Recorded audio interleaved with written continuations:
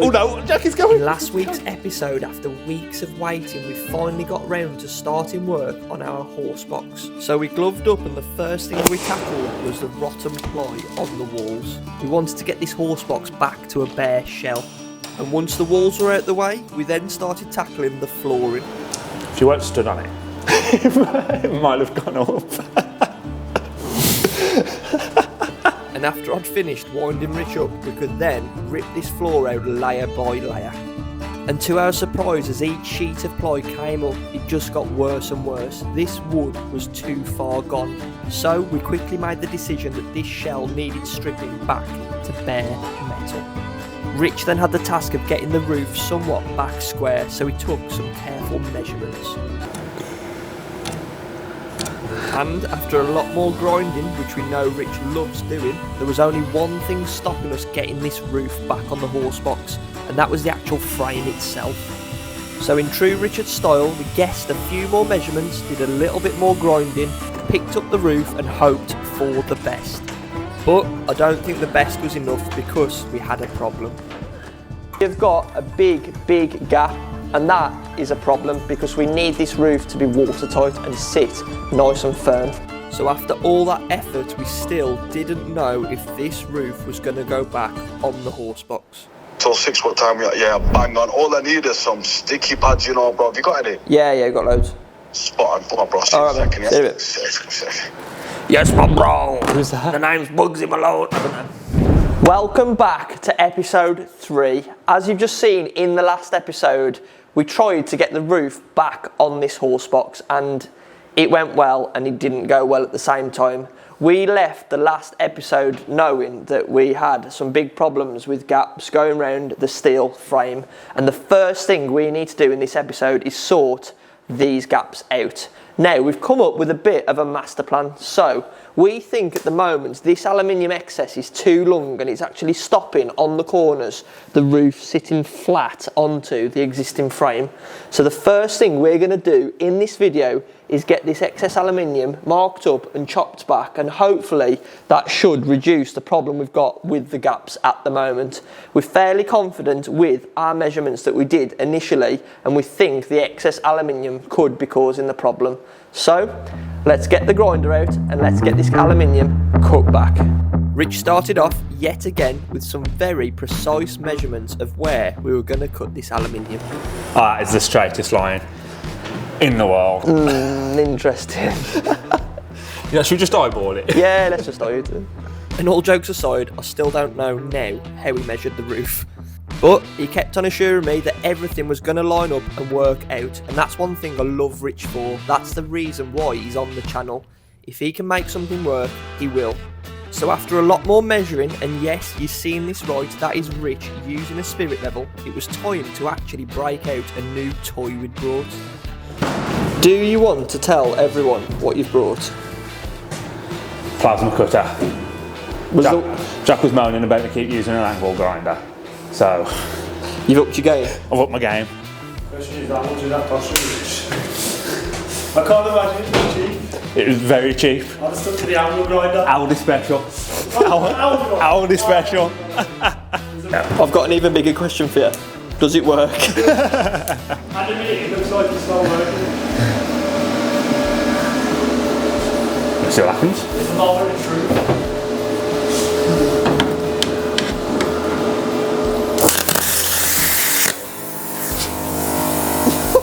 It works.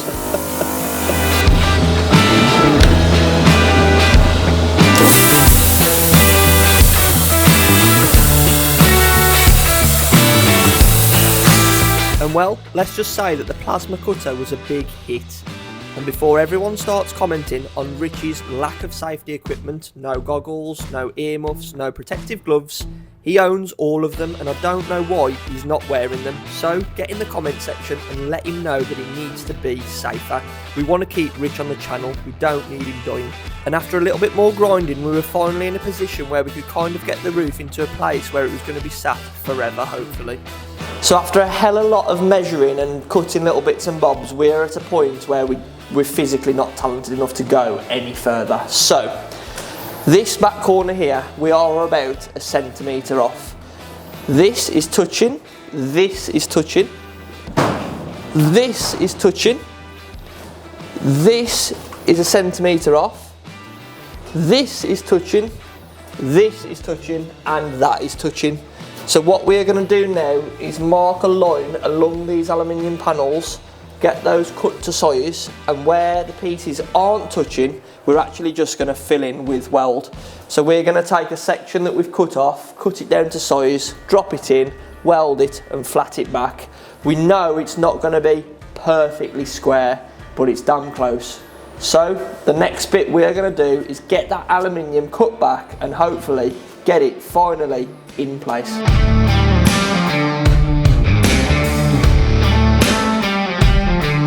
And so to start cutting this aluminium sheeting back, we first needed to get a Sharpie and mark the external face all the way around this horse box. We then used the spirit level on the line we'd marked to triple check everything, and we actually ended up using the spirit level as a guide for the plasma cutter. The problem is, because we don't know fully how to use the plasma cutter yet, I think it was turned up too high and it was blowing too quickly through the aluminium. So in the end we actually used the grinder. And you'll be happy to know by this point Rich was now wearing safety goggles and gloves. We were just missing the earmuffs. I think I know what I'm buying him for Christmas.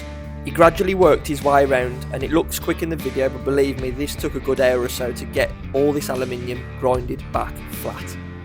So if you're sat at home and you're a bit like me and you don't know much about welding, you actually can't weld over paintwork. You have to grind it back flat to raw metal. And once it's back to that raw state, you can then clamp it in place and start welding. And what Rich is doing here, I think, is actually known as tack welding. So it's where you drop a little tack at either end of the plate, and that's just to give you a base to work from for when you do your full long length weld. And I know there's probably going to be some welders in the comment section that's going, oh, you've said that wrong, or you've not used the right name. Look, I haven't got a clue. We're just trying and learning as we're going along. It's better to try than not to try at all. Actually, isn't there a famous YouTuber that says hard work beats talent? I can't quite remember what he's called though. You'll have to ignore me gently caressing my work. I haven't got a clue why I'm doing it, but I was pretty happy with what I'd done. Meanwhile, Rich had actually welded up the rest of the horse box in the same amount of time it had taken me to grind down one weld. I think I need some practice. Okay, so while Rich is finishing off the welding, I'm actually going to get some usage out of the grinder myself and grind off these wheel arches and all the little tags running around the outside of this horse box.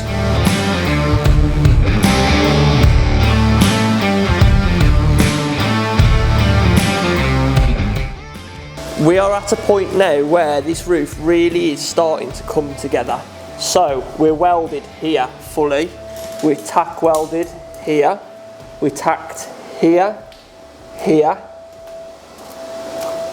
here, here, here, and the only one left to do is this fella here. Now Rich has just cut down a little bit of excess metal that we had from before, and he's now going to weld all that into place, and once this is done, that roof is securely back on the horse box.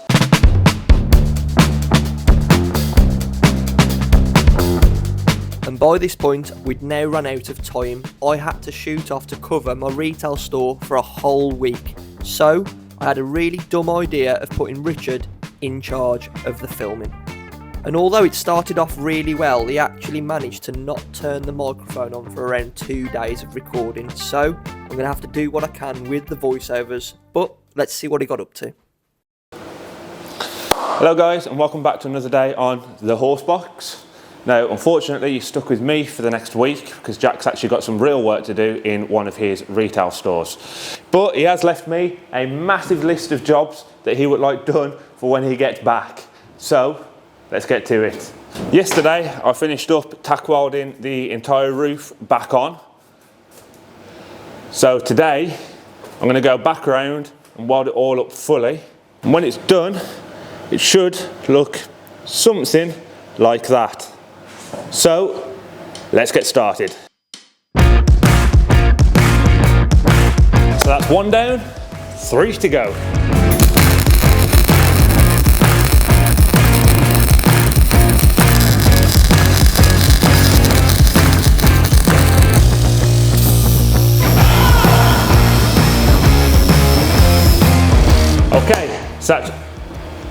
Okay, so that's the entire roof now welded fully back onto the horse box.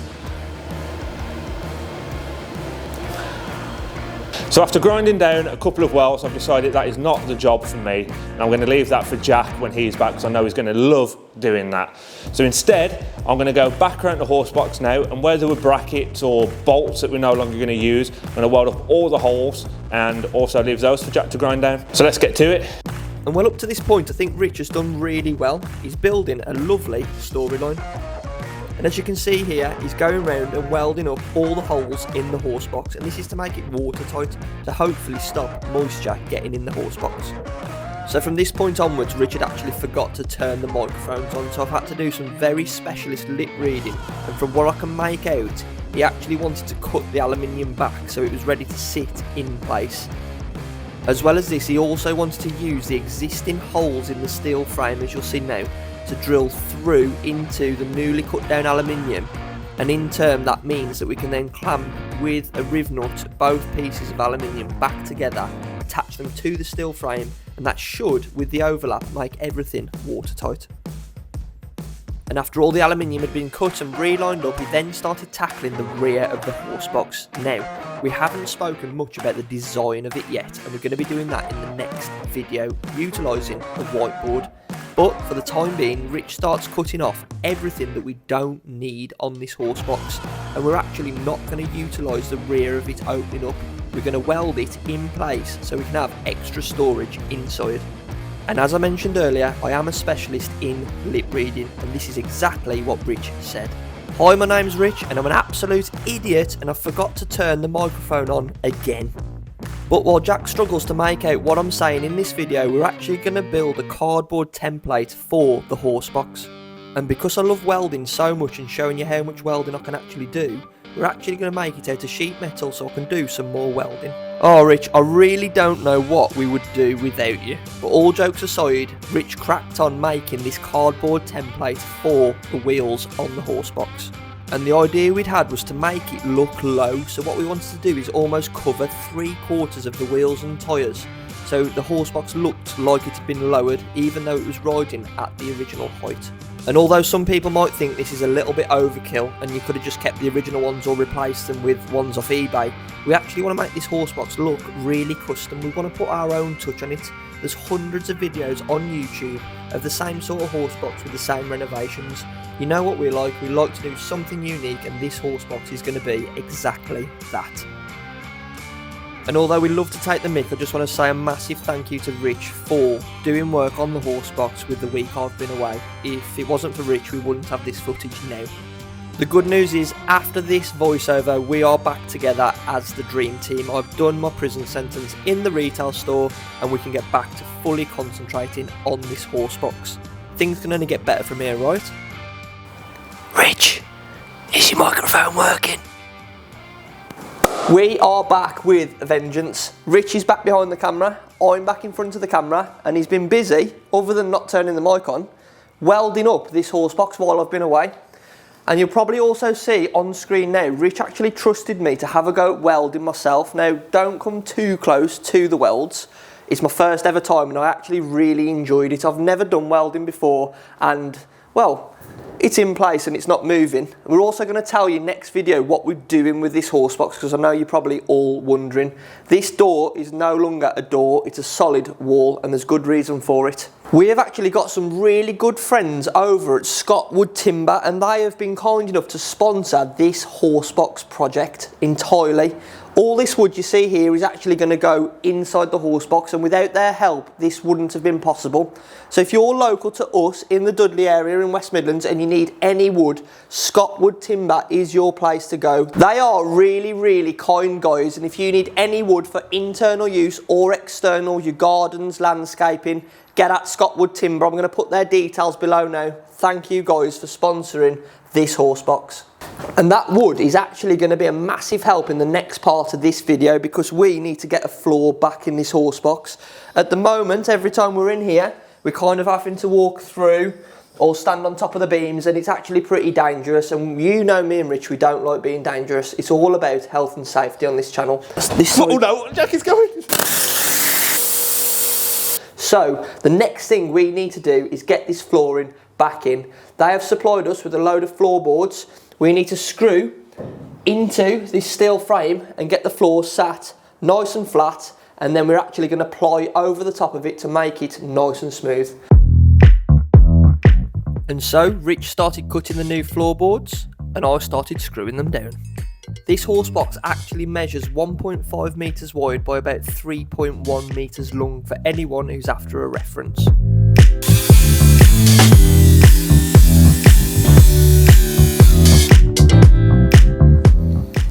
You got another battery.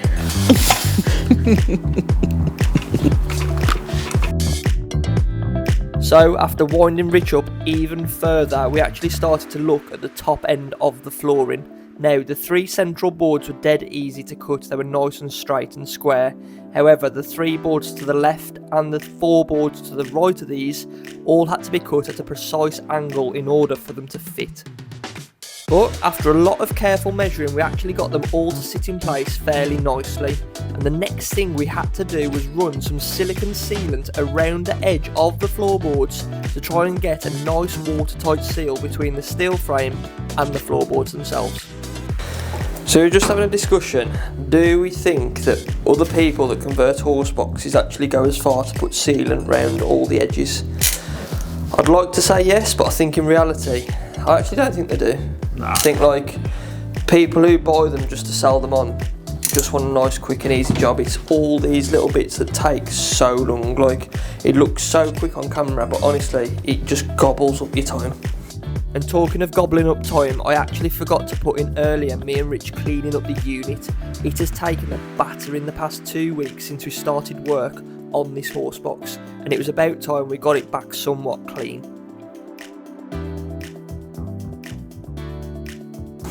So we are now at a point where the new flooring is down and in place. Rich has just been round with the silicone sealant and somewhat tried to make a watertight seal the best we can.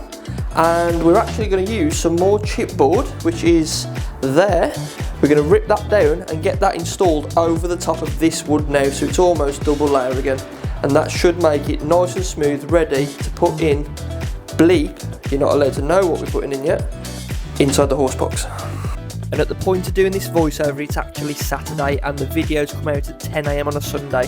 That is how tight we have been pushed for time this week. And there's one thing we had left to do before we wanted to get this video out, and that was finish the flooring. So I took a few more measurements, grabbed the chipboard, cut it to size, while Rich screwed it all into place. And again, for anyone watching who's wanting to do their own horse box potentially in the future, this was 9mm chipboard that we used. And just like that, we have got our flooring complete. It's made such a difference, I cannot tell you enough. Me and Rich were just talking, we were like, it's so mad how much just putting a floor back in here can change it totally. And then when we start doing the framework for the walls and everything, it's going to change it again. That is all coming in next week's video. I'll be honest with you, it's been an absolute struggle this week. Me and Rich have both had a lot going on in the background behind the scenes, but we still wanted to try and put something together to keep you guys entertained. And if you have enjoyed this video, please hit that like and subscribe button. It just shows us that you're enjoying the content. Also, before we say bye, I can appreciate this week has kind of been the same as last week. A lot of welding, a lot of grinding, a lot of cutting back.